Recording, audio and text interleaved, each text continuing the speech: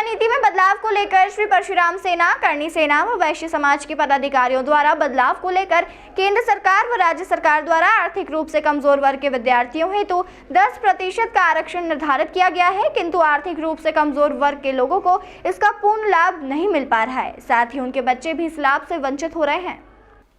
प्रदेश में आर्थिक रूप से कमजोर सवर्ण वर्ग के बच्चों के लिए इंदौर में सवर्ण समाज द्वारा आंदोलन तेज कर दिया गया है।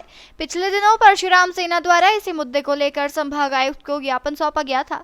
अब सवर्ण समाज द्वारा एक बार फिर से प्रदेश के आर्थिक रूप से कमजोर सामान्य समाज के बच्चों के लिए 10% आरक्षण और प्रदेश के 5 महानगरों में हॉस्टल निर्माण की मांग को लेकर एक बार फिर मंगलवार को इंदौर के संभाग आयुक्त कार्यालय पर प्रदर्शन किया गया।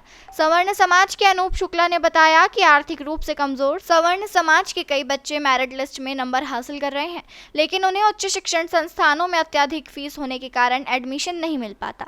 मेडिकल, इंजीनियरिंग, फैशन डिजाइनिंग सहित कई ऐसे कोर्स हैं जिनमें सवर्ण समाज के बच्चे आर्थिक रूप से सक्षम न होने के कारण एडमिशन नहीं ले पाते हैं, जिसके लिए सरकार यदि इन्हें 10% आरक्षण का लाभ और न्यूनतम फीस का प्रावधान लाती है तो कमजोर वर्ग के कई बच्चों को इसका लाभ मिल सकेगा।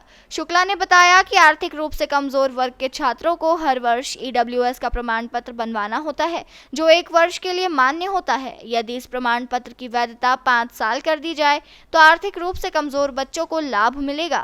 सवर्ण समाज के माध्यम से आज हमने यहाँ पर माननीय मुख्यमंत्री जी के नाम का ज्ञापन कमिश्नर साहब माल सिंह साहब को दिया है।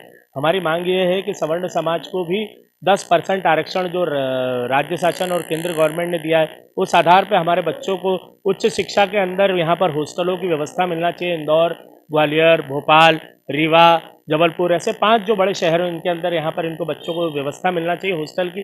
साथ ही उच्च शिक्षा के अंदर जो इंजीनियरिंग हो, चाहे मेडिकल हो, चाहे MBA हो, चाहे MBBS LLB हो, सभी जगह पर 2 लाख रुपए से 5 लाख रुपए की फीस है।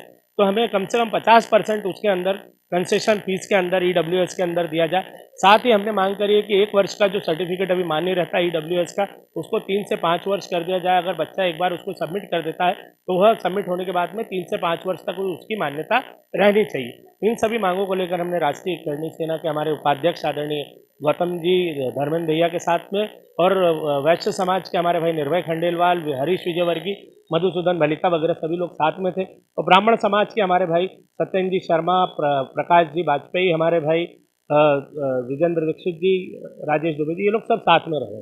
इस प्रदर्शन के दौरान राजपूत समाज, अग्रवाल समाज, ब्राह्मण समाज, परशुराम सेना सहित कई संगठन इस प्रदर्शन में मौजूद रहे।